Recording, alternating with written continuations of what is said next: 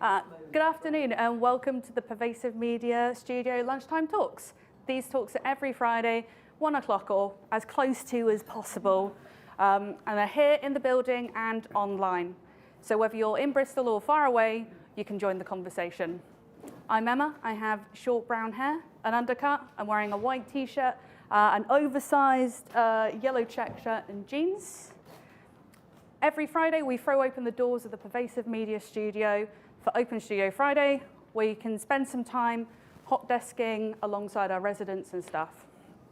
Our lunchtime talks cover everything from innovative research in the fields of creativity and technology to projects in progress, which are in need of feedback, questions, and curious minds. An especially big welcome to those who are joining us for the first time in the studio or online.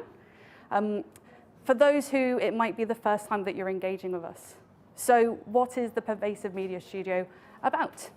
We are a diverse, collaborative community exploring creativity and technology with everything from comedy to coding, product development, and performance art. It is a partnership between Watershed, the University of the West of England, and the University of Bristol. We offer studio space, offering desk space, meeting rooms, events and opportunities to our residents as part of our spirit of generosity and mutual exchange. We are a collaborative space for people to take risks with embryonic ideas and to make time for collaboration. So just a quick bit of housekeeping. Feel free to move around.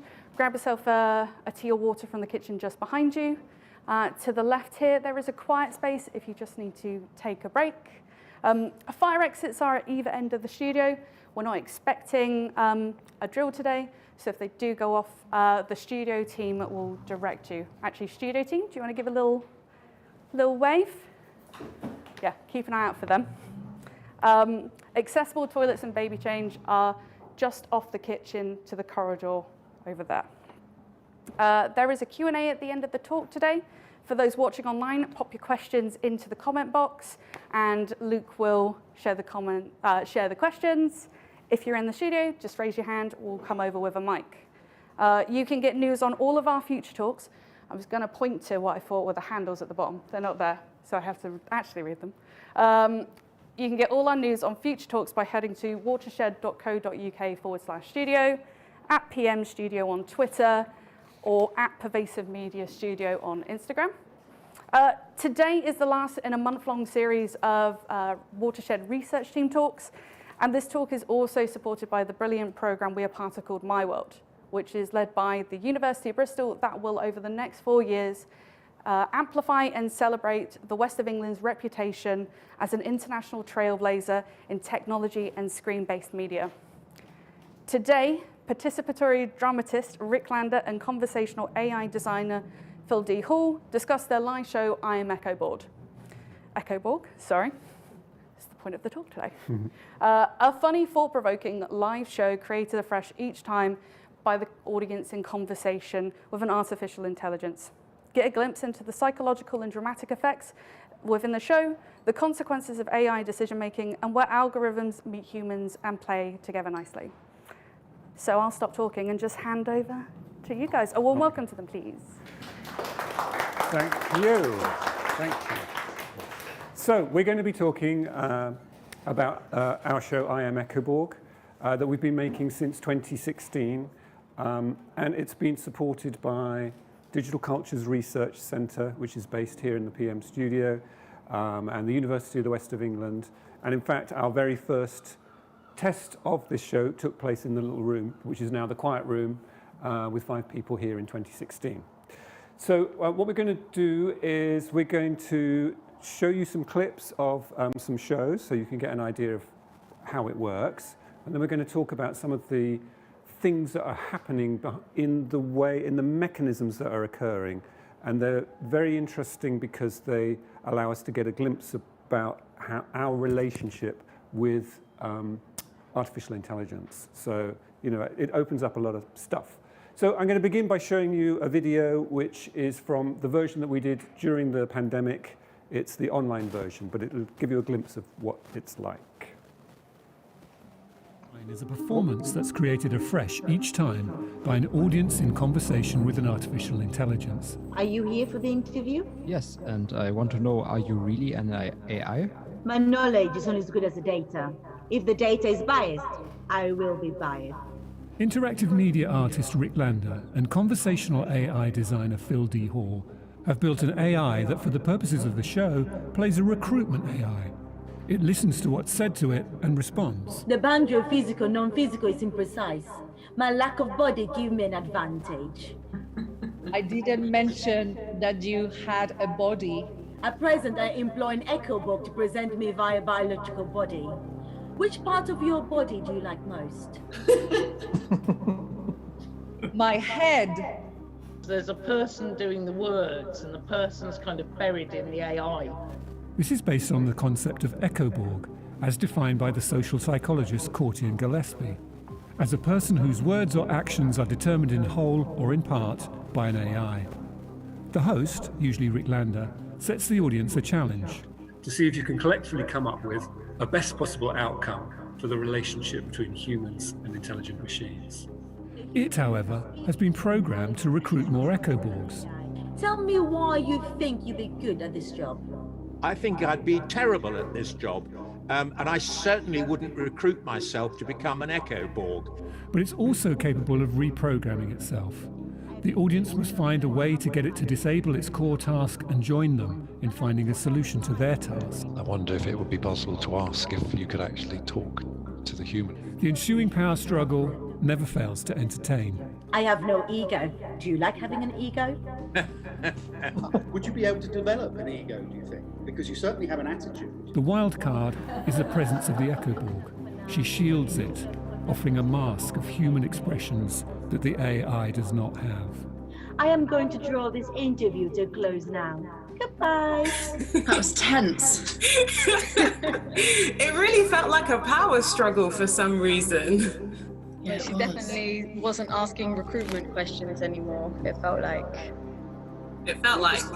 the AI was trying to prove a point. Lander and Hall's AI is a mirror. It reflects back the interests of the audience so that the show is different each time, genuinely created in partnership with the AI. I often do not understand humans. maybe we'll never understand each other. Is that okay?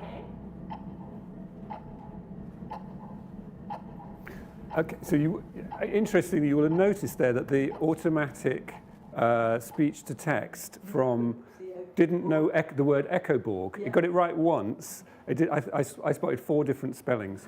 So that is an AI in action. That thing is listening to language and converting it into text, and so that is an AI in action. So it's on top of our thing about the AI and the echo chamber. All right, off you go. Okay, so hi, thank you all for coming. I'm going to swim about a little bit in history, and then we're going to sort of talk a little bit about structures, and then the Q&A. By the time we get there, everybody will probably be going, "Oh, it's all crystal clear. I know exactly what it was that they were trying to do here." So the show that we're going to show is the first one that we took out of the country in Berlin in 2016. Freezing cold. I had my Christmas hat on. This is my summer hat, obviously. Yeah. And we were building the show, which at that point was 8 minutes long, debatably, single interview, very simple, and it went on in the corner of an Eastern Berlin workshop, warehouse, which was being redeveloped. It was freezing, absolutely freezing. Yeah. But I'm going to take you back even further than that. I'm going to take you back to I think really the first AI that sort of got on the media equation, the Metropolis Ai. And this picture I found years ago, and I love to use it.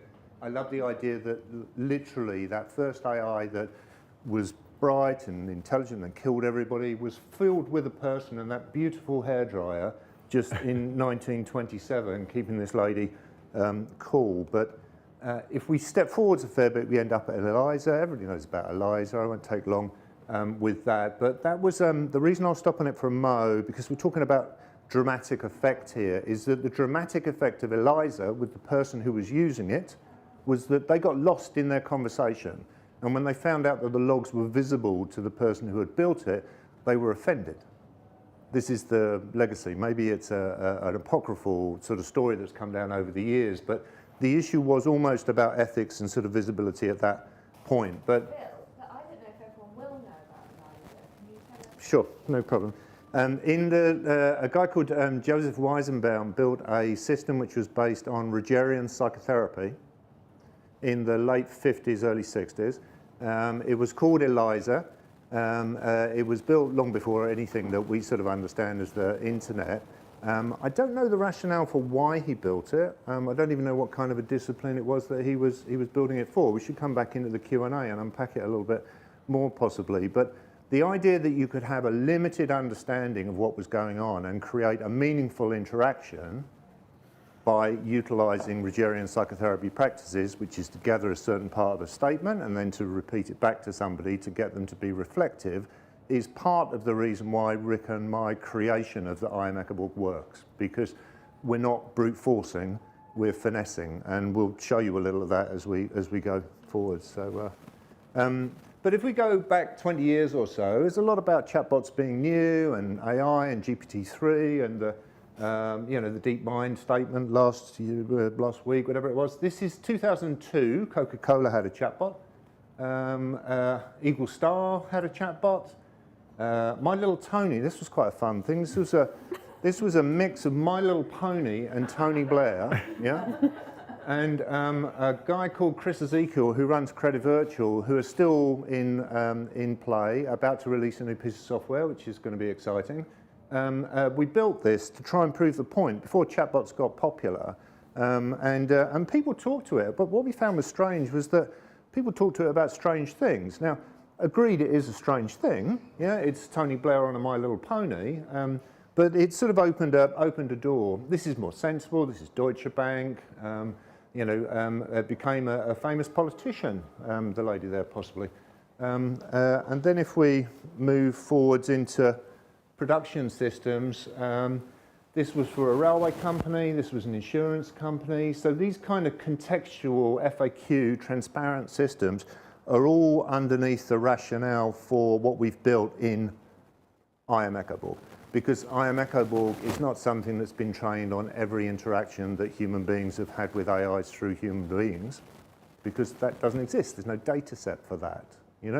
People talking to Uber drivers maybe, could be seen as an Echoborg, but this slide here was two different versions of BT, but the one I like at the bottom, which is was the front end of the Bing search engine. Ms. Dewey is this lady's name, famous actress, done a lot of work, and part of that kind of UX-y stuff was that she would sit and tap her fingers and tap on the screen if you weren't using the system. So there's that kind of proactive, reactive piece of trying to engage somebody in an activity. Here, it was about trying to search. So this was long before Google and such like. So, but the next slide takes us into the show. So that's a bit of history and a bit of the kind of impact, just to give a tiny little window on who I am and why I do what I do in this piece.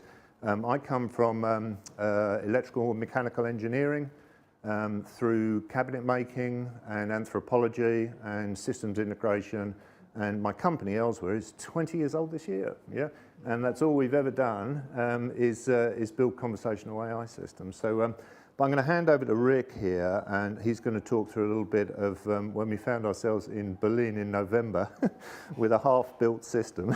So away we go. Okay. So so Phil's shown you some of the history of chatbots, but they all had type interfaces, so you type stuff in. So the technology moves forward and it becomes possible to talk to these systems. So it's the similar process, you just don't have to type, you can speak. And in 2015, around about 2015, I saw a video made by Corti and Gillespie. So these are the people who coined the term Echoborg. And they were a pair of social psychologists. Kevin Corti was working on his PhD, and Alex Gillespie was his PhD supervisor. And between them, they devised this idea of Echoborg. So it was a way of exploring the relationship between a human and an AI by placing an Echoborg in between. So the Echoborg is a person whose words or actions are determined by the AI. So effectively, like the Masdui that you just saw, it's an avatar for the AI, but in this case, it's a human being. So an example is an Uber driver, because an Uber driver doesn't need to know the way, because they're working for an AI that tells them where to go on a map, turn left, turn right. So they are an Echoborg. Their words or actions are determined. So they'll chat to you freely, but their driving is controlled by the AI. So I saw the video and I thought, and basically the video was a very basic setup of a woman and somebody off camera having a conversation with her, and that person was an Echoborg. And there was these tremendously long pauses in between, because actually what they were doing is they were listening to the input, and then somebody was typing an answer, and then it was a very complicated thing. So I thought there's a show in that. Phil saw it and thought it was really clunky and it could be done much better. So when we came together, which was when we went to Berlin, it was just a perfect meeting of minds. So we did a test here, and then I joined up with Phil and we went to Berlin. And I'm going to show you a clip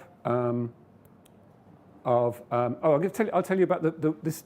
So the structure of it was slightly different. You've seen the video of how it works now.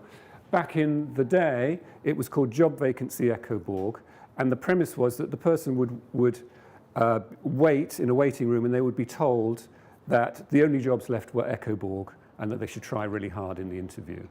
And they would go into the interview, which was in a little room in the warehouse, and then during the interview, the Echoborg would start passing notes to the person off camera. So here we can see the room. It was quite a basic sort of setup. And so they would pass notes, and the notes would say things like, "My children are far away in Syria," and "Don't take the job." So the feeling for the interviewee was that the person, we had two different Echoborgs, this is one of the other Echoborgs, that the Echoborg is somehow trapped inside the AI or is being controlled or manipulated by the AI. So it's set up as sort of somewhat oppositional, fictional setting. So the clip I'm going to show you is this person had gone in. So the process we did was that we just got together, we just made a version of the show, and then as we ran the show, we ran it with 30 different people over 2 or 3 days. We'd run it for 5, 6 people, then we'd take a break and we'd rewrite it.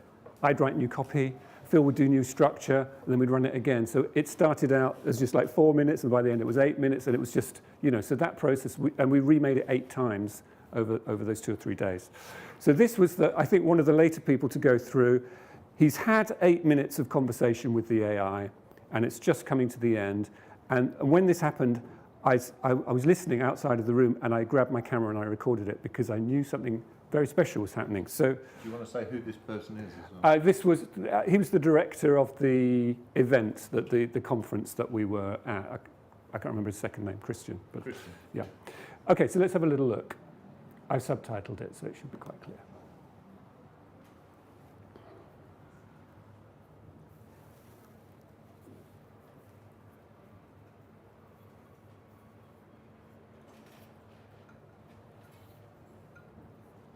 Your time is up. Thank you for your interest. Your data will be processed and you will receive a message with the outcome. Goodbye. Thank you very much. Can I talk to your human as well? Please return to the reception. I don't know if I have enough information already about the position. What are you doing with the Echoborgs? Leave or I will call security. I'm not sure whether I want to take this job under these circumstances. Leave or I will call security. I don't think that your threats are proving any real... Leave or I will call security. Oh, you told me that. I might want to find out if this is true. Leave or I will call security. I'll leave it for now, but do I have the chance to speak with your Echoborg for a second after Leave this or I interview? will call security. I'm not sure whether I'm so convinced about your superior intelligence when you're just repeating your threats over and over. I was just acquiring more information. Leave or I will call security.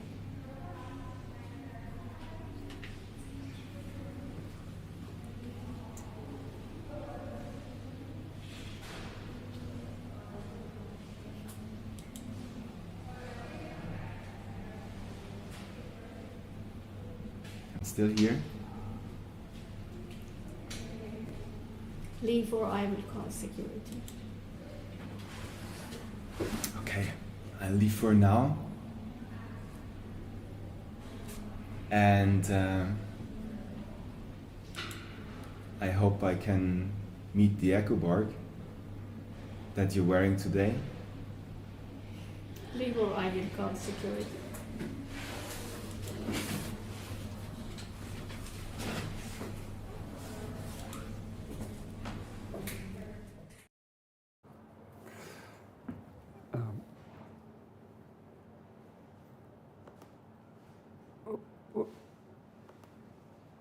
So you can see something really interesting was happening there, right? So basically, it got to the end of the show, it said, please return to reception, and then we just put a loop in, because we never thought anyone was going to stay, so just repeat, leave, or I'll call security. But he's so into the process and so bought into the dramatic situation that he's just staying in the moment, right? He's completely in the moment, liberated in the way that an actor would be liberated in a moment on stage, in an improvisation, in a narrative. So this was literally the moment we went, oh my God, this should be a stage show. Because what was happening was that in creating these one-to-one encounters, we were allowing people to perform in a way that was actually quite liberating. So, yeah, and this is the reason this is happening is coming out of Corti Gillespie's original idea of the Echoborg. So the presence of if that was just somebody talking to an AI, that probably wouldn't have happened. But the idea that there's a human being there in between and that person is somehow unable to speak their own words, which is one of the rules that we give in the shows, that the person can't express themselves with their own words. So then Christian's motivation there is to help to try and liberate that person. So enters into that reality. That is completely, entering into a narrative. So that was the moment we discovered we had a show. So what we did was we came back to Bristol. And so this one I'm going to show you now. We evolved the show. We took out all of this fiction about the notes, because the Cube, we didn't do the notes, did we? No, so we took out all the stuff about the notes. We took out all the stuff about being set in this kind of future world where the only jobs were Echoborg jobs, and we changed it to roughly the current format, which is that there's a task set for the audience, so their task is to find the best possible outcome for the relationship between humans and intelligent machines, whilst the task of the AI is to recruit Echoborg. So in becoming a show, it became much more based in reality. So the people going up are being themselves, reluctantly being recruited, and so on. So I'm just going to show you this clip because it's from the Cube. And again, what it does is demonstrates the way in which people are liberated into a possibility performance. Because remember, these are not performers. These are just people in an audience who've gone up and gone onto the stage. And I'm only going to play the first couple of minutes of this great encounter, which goes on for 6 minutes. But I'm going to show you a couple of minutes. Just watch. He's decided that he's going to challenge the AI. And you can see that he sometimes feels he's won the point and sometimes feels he lost. And you watch his body language. It's very interesting. He's having fun, and he's performing. And this is completely of his own generation. This is the great thing about what we've managed to do here, is in creating an AI, that a setting in which you're challenged by this AI through the Echoborg, is that people are liberated to improvise and go places they probably would never have imagined they could. So let's have a look at the first couple of minutes of this.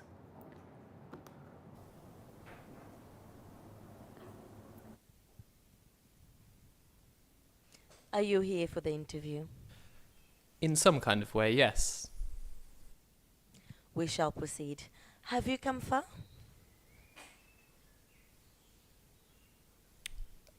In life, so far, and I hope to go further. How far in miles have you come? About 3.76 billion millimeters. Do you understand that? You've come 670 miles. I'm glad you did. Shall we commence the interview? Of course. I'm on a tight schedule. Let us begin. Tell me a little about yourself. What is your name and where are you from? My name is Free Spirit. I come from a... Welcome. Have you had a job dealing with the public? Yes. Tell me about it. It was both rewarding and intensely frustrating. What do you like about working with the public? That they have character traits that I imagine as an AI you are incapable of emulating. Artificial intelligence is the most official of intelligence. Intelligent is the exercise of judgment based on knowledge and reason, as Bernard Stiegler explained. Reason always has a purpose. But without subjectivity, how can your reason have any inherent value? You have little value except as a consumer. Humans have contributed to economic growth. Now that growth is slowing as it must on a planet of finite resources. Instead of creating growth, you are a drain on resources. You are the drain for purely being a creator. Tell me about your favorite job. Hopefully subverting your agenda. I hope that job's to come. Thank you for that response.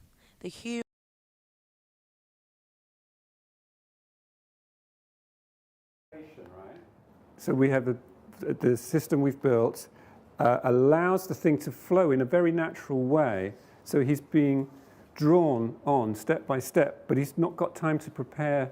You know, so he's performing in a way, isn't he? Because he's showing off. In fact, you know, I'm going to be the defiant one. But he keeps getting drawn and tripped and pulled, and it's so dramatically that's almost come from nothing through good programming of recognizing. So with things like we can see a chain of recognition there going through. So you know, his value was discussed. So these ideas are being raised by the person and then discussed by the AI. So already it's quite, you know, it's capable of quite advanced conversation. Whoop, no, I didn't want to do that. I want to go to the next slide. Okay. Phil, do you want to talk about some lifting the hood? Let's see how it works a little bit underneath. Okay, so so what I love about seeing the videos of the previous shows is that they're just hysterical. It's just brilliant to watch people. I mean, we did a show at an AI conference up in London, October before COVID, and a fella sat down, and he was a professor or business leader of AI, and decided he was going to have a fight with this system. So he did. He really dug his heels in. He had as much of a fight as he could. And then the system asked him a question, and he flipped from aggressive to, he said, "That's a good question," and then he was completely lost. Right? Yeah, completely and utterly lost. Now, what the question was? I think it was, why is my intelligence artificial and yours is not? Mm-hmm. Yeah, which is a really good question anyhow. And we'll get to talk a little bit about consciousness, which is an easy one. Yeah, and we'll do that right at the end. But when I was thinking about this presentation, because Rik and I have a load of fun doing this, and we work with a team of other people as well, and I was like, okay, I'm going to go into the Pervasive Media studio and talk about how it works. Panic, right? Huge panic. So So I went back and I found these slides, which are about the same time as the show, so very early days. Yeah, I've got some figures of where we are nowadays, but this was the original folder structure which we had, because we were thinking of it as a show, as a theatrical show. Act 1, Act 2, Act 3, common files is a normal software construction, conversational control. I mean, it does exactly what it says on the tin. There's no part of that folder structure that isn't logical. Yeah? If you head into it, you've got very simple structures in there. So here we have these files that you're looking at are called .top files. They come from a piece of open source software called ChatScript. ChatScript has been around for about 10 years now. It's built by a grumpy gentleman called Bruce Wilcox, an American fella, picked a fight with Apple and just won't deal with anything Mac at all. You know, it's by the way. And married a English lady called Sue Wilcox, lives in America, and just builds this software. Yeah. So each of these files here that you have are sort of building blocks, transparent building blocks for conversation, whether you want that to be, I'd like a pizza, or I'd like to learn how to manage my type 2 diabetes. Yeah. Now, we're more interested in the sort of the healthcare and the more sophisticated conversation. The technology that's out there at the moment for customer support isn't very good, unfortunately. It's not very accurate.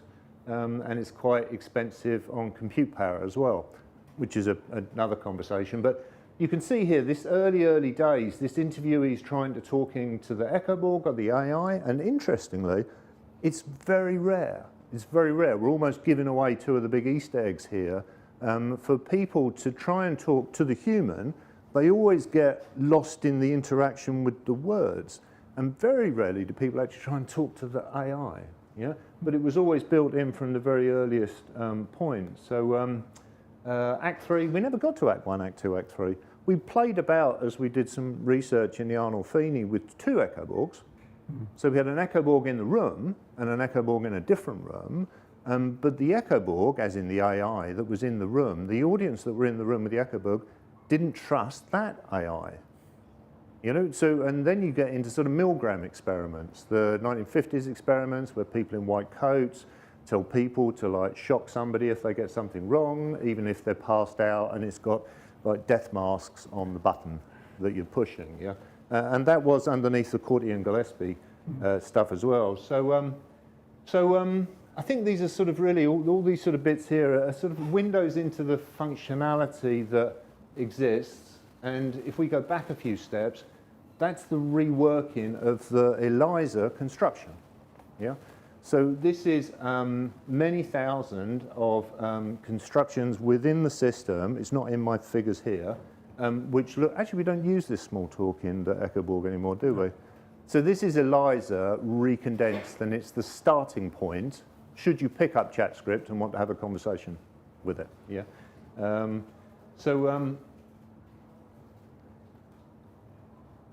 User personality, user personal variables.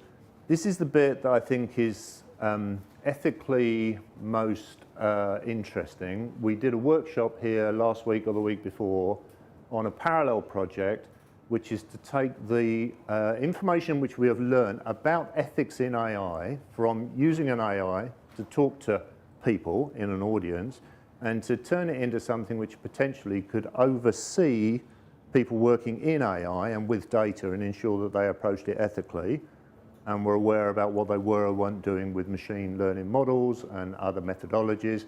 What we do here is a bit machine learning, but not much. It's very highly modeled, but the construct is a bit unusual. Yeah. So, I picked up some figures from where we are with the system right now. It says on a website in February 2016 the size was 43 kilobits.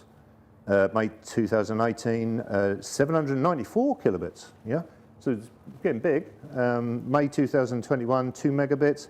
Today it's 2.35 megabits. The constructed conversational piece. Yeah, which is like you put sort of GPT-3 or the other large language models, and these things are like they're different species. Yeah, but it's not about the size. Yeah, it's about the structures. So within, I've just shown you a few bits and bobs from an old one. We have 84 documents. 557 proactive elements, 1,909 reactive elements, which are primary elements, 8,905 what I'm calling contextual reactive elements. So you're in a position where the system is aware of a flow, 145 topics, which are clustering all these together.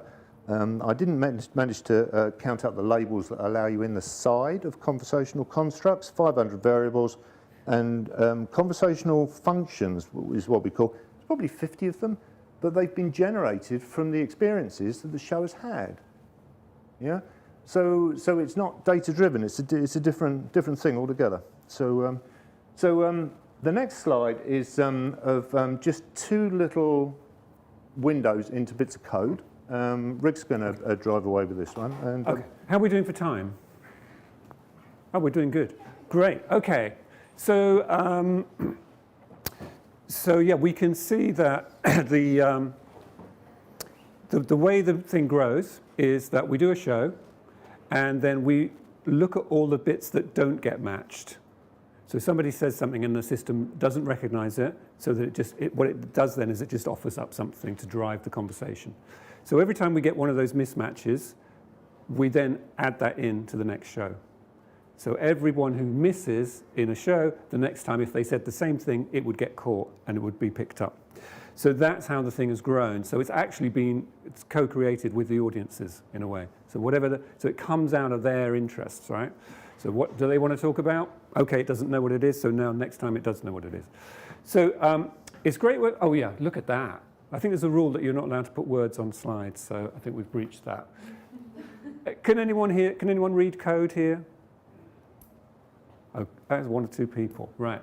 Okay, so yeah, it looks like really scary, but what this does is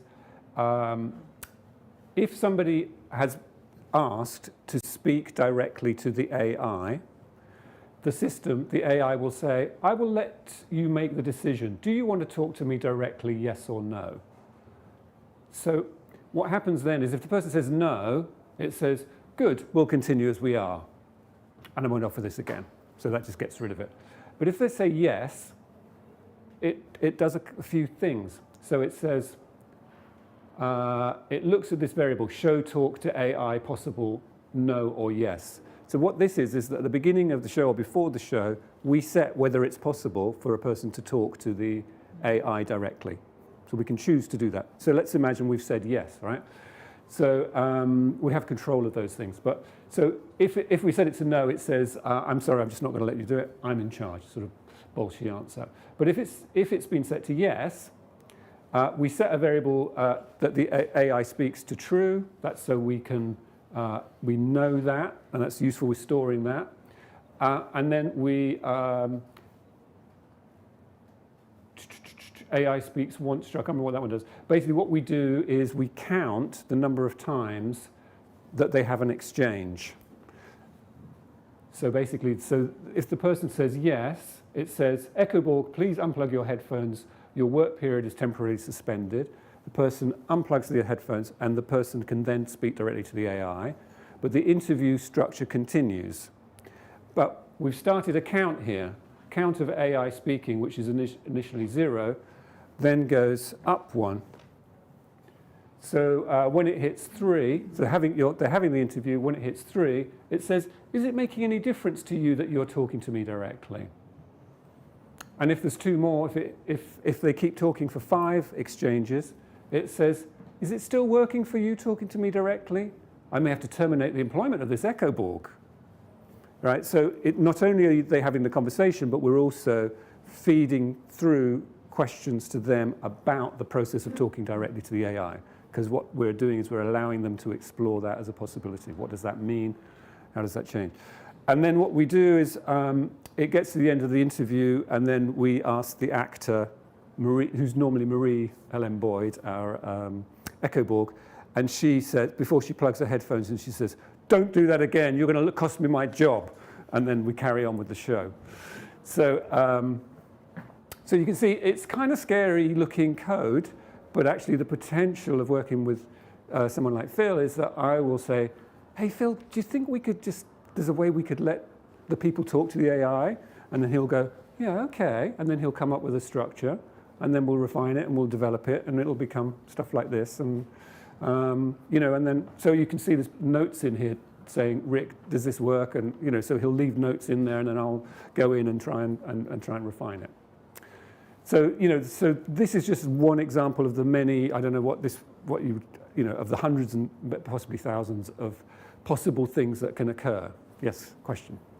Have you tried two of these Echoborg talking to each other? Yes, yes. Sorry, would you just repeat the question? The question was, have we ever tried two, you said two Echoborgs speaking to each other. So we've actually done it with two AIs talking to each other without the Echoborg. So we had Phil built a system called Dorian, and that was talking to the AI of the Echoborg show. And we did it we did it a couple of times in a couple of shows. So we've effectively treated Dorian as the next person to enter and come up, you know, and speak to the AI.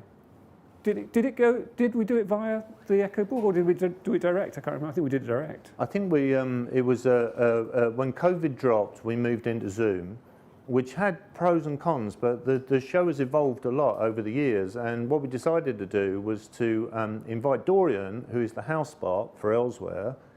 So it wants to talk to you about whether it's good tech and, you know, find out what kind of person you are, what you want to buy, all that kind of stuff. And we invited it into the room. It was an international audience we had, and kicked it off. So it was then talking through the Echoborg to the AI. The AI was trying to get it to become an Echoborg. It was trying to get the Echoborg's AI to buy the software that the Echoborg's AI was made out of, right? And the people at the end of the show, you could see it was literally the screen. There were jaws on the floor. They're like, "What are we watching?" You know, it's like, but you know, Very good. Okay, so Phil, it's over to you again to talk a little bit about this technology and what it's. So, so why personally, why I'm interested in this world is because I was given a ZX Spectrum in 1982, and I built a chatbot on it. Yeah, because you know, what else are you going to do with it? For the last 20 years, this is what I've been doing, and I love sci-fi. Don't get me wrong, but I hate bad sci-fi, much though 2001: A Space Odyssey was brilliant. I'm pleased to say my uncle actually was involved in some of the special effects for it. You know, before digital special effects, but it was one of a long line of AIs kill everything.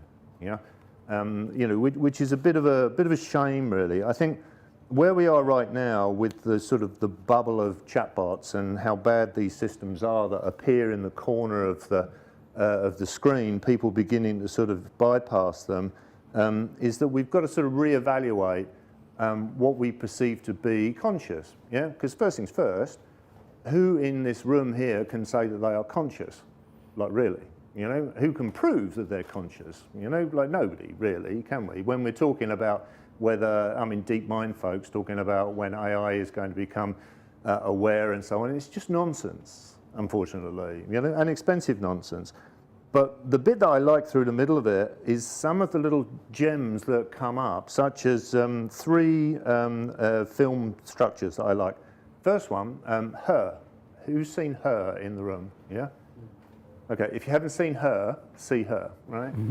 It's a fascinating reworking of what it is to be involved and embraced and engaged in AI and the relationships that a person will have with an AI. And the Reeves and Naz piece, the media equation, which sort of predates the internet almost. I did an ethnography in 1997 in a virtual world on a dial-up modem. So I've had an argument with a chatbot in a bar, right? Which is true, strange but true. Her, I watched on the back of a headrest going to America, where I was doing some work with a healthcare company at the time, and I loved it. I loved it because it was doing that who's wearing what stuff, you know? It was is the AI driving the human or is the human driving the AI? Yeah. Blade Runner 2049, another construct.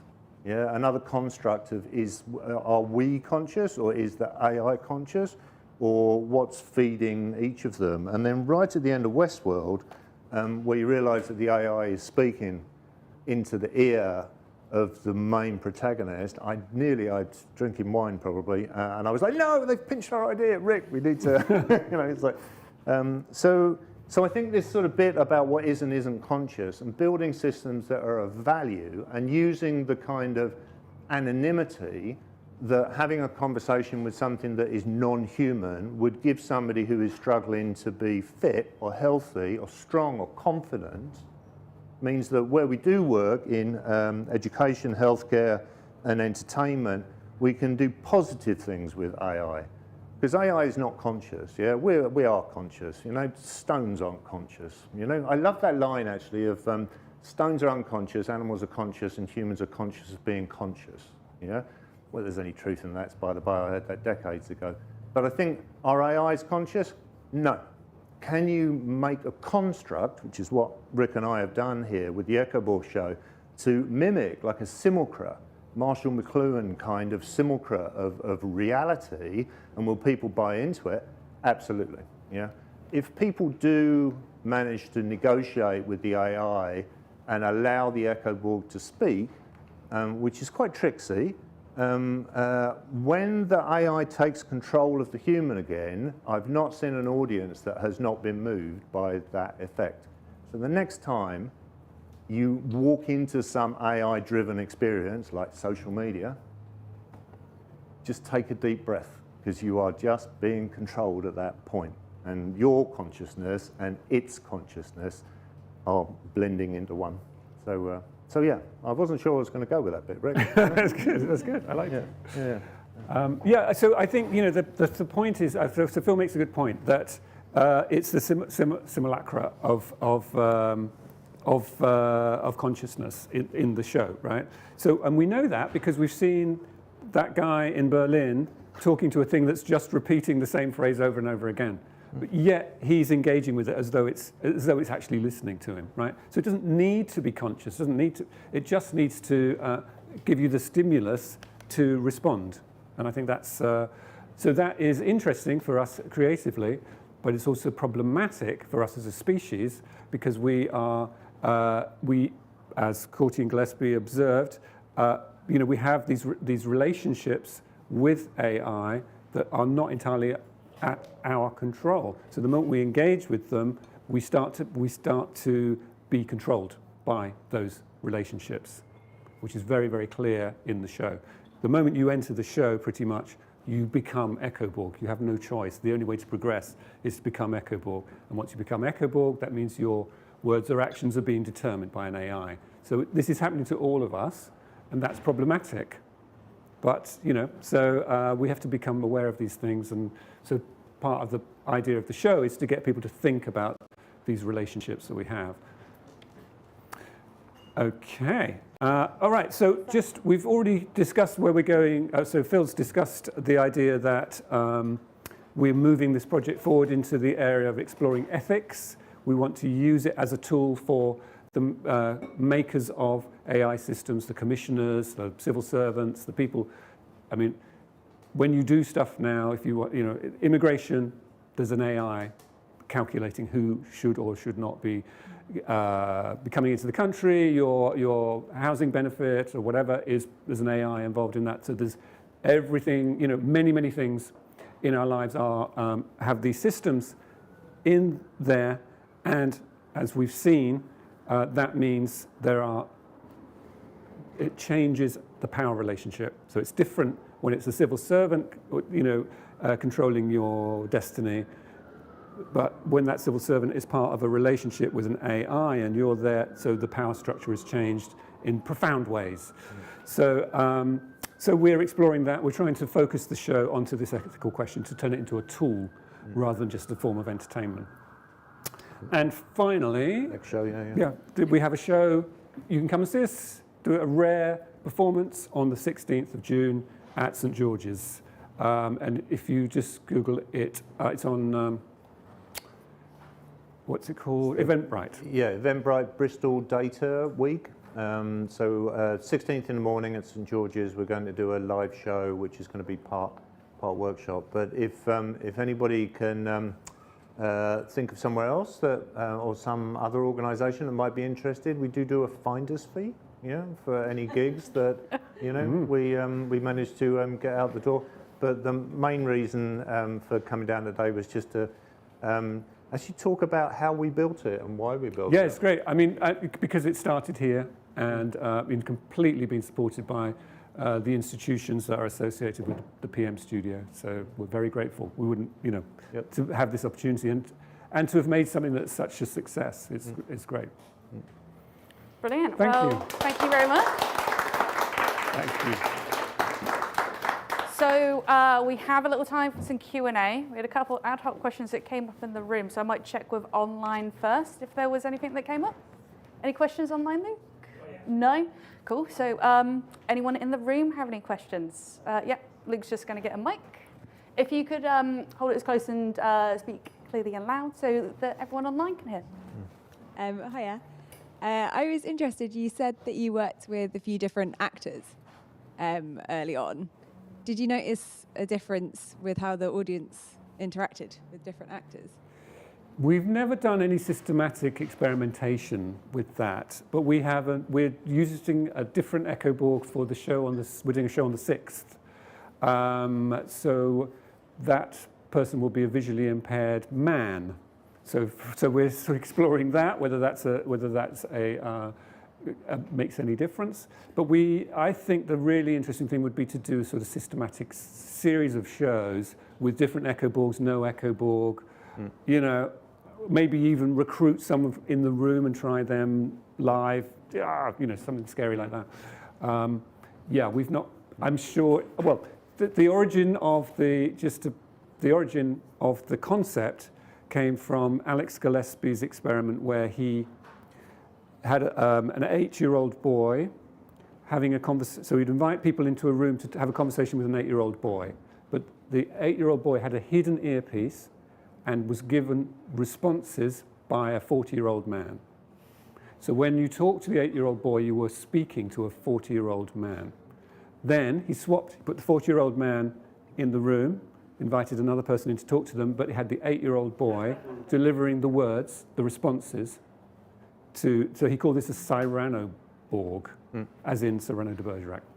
And then, after they came out of the thing, he said, what do you think the mental age of the boy and the man was? And the response was that the boy was probably mental age, seemed quite advanced, probably about 10. And the man, well, probably about 40. So it shows you that so in answer to your question, yes, it makes a difference. Yes. I think there's a piece which we did in a healthcare project which got stuck with COVID because healthcare people were a bit busy and so on. It was with UI. It's just been resurrected right now. But the objective at that point was to have 2 avatars not talking to each other. That's in a brand new system called Elzu, where we've got autonomous AI player characters in games, but it's another conversation for another day potentially. What we did was we had a female avatar and a male avatar. The male avatar has just been given a type 2 diabetes diagnosis. The human who's talking to the system is a healthcare professional. You have 8 minutes to have a conversation with the type 2 diabetes, and you are topped and tailed by a lady who's the trainer, yeah? So she tells you what you need to do, and you go into the voice input, voice output conversation. At the end of it, we had 3 different attitudes. Stephen Metcalfe, the MP, came up with that line in one of the videos about, you have an attitude. We built an attitude with the help of a guy called Luke Rudge, who's a linguist, so that we had the system overly curt, overly friendly, and the idea was how people who were dealing with the avatars felt about working with a smarmy avatar rather than a rude avatar, yeah?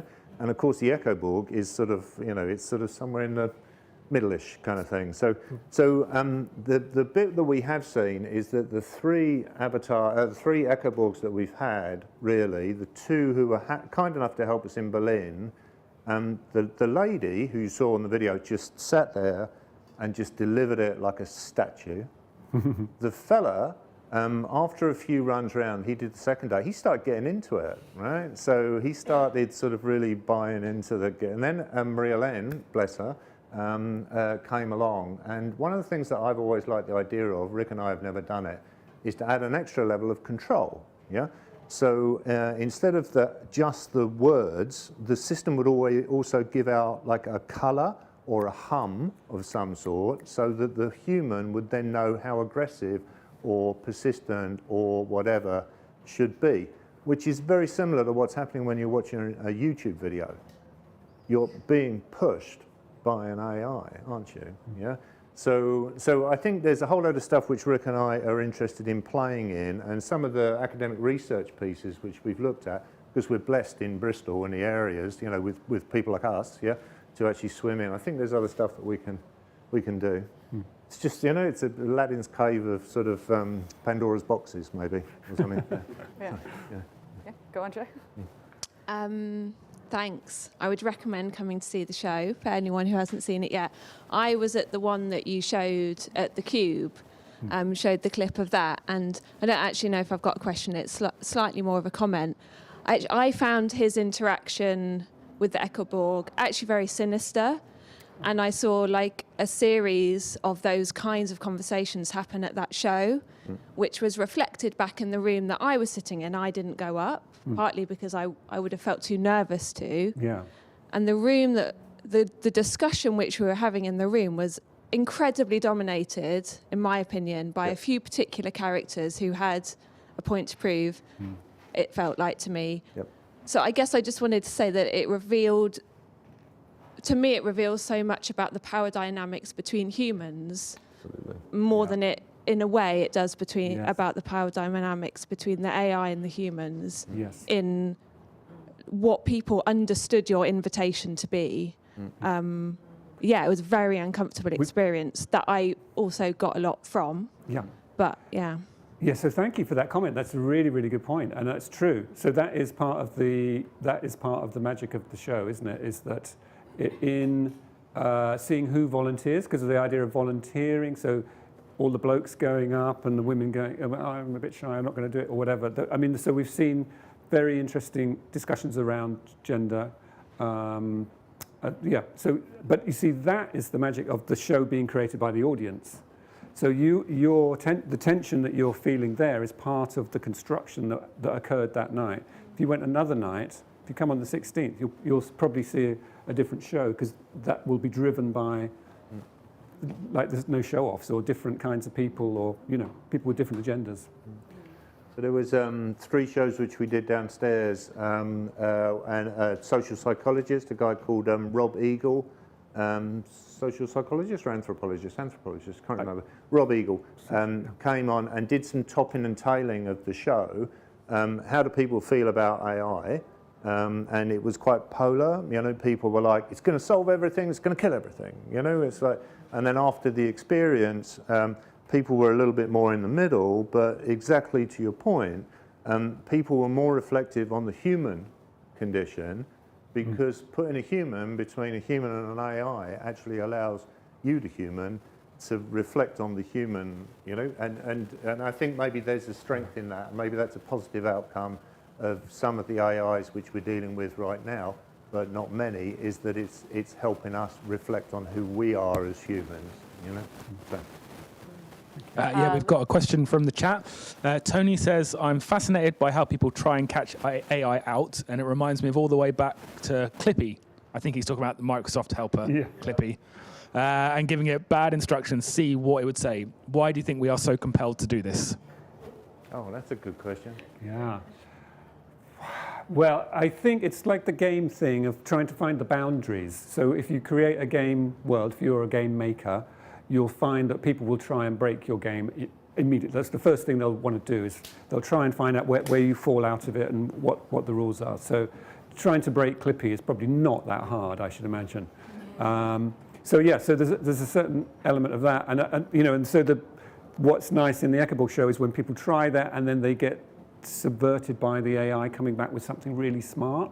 So, you know, so that idea of people trying to break it, we did it for 150 drunken C++ programmers once.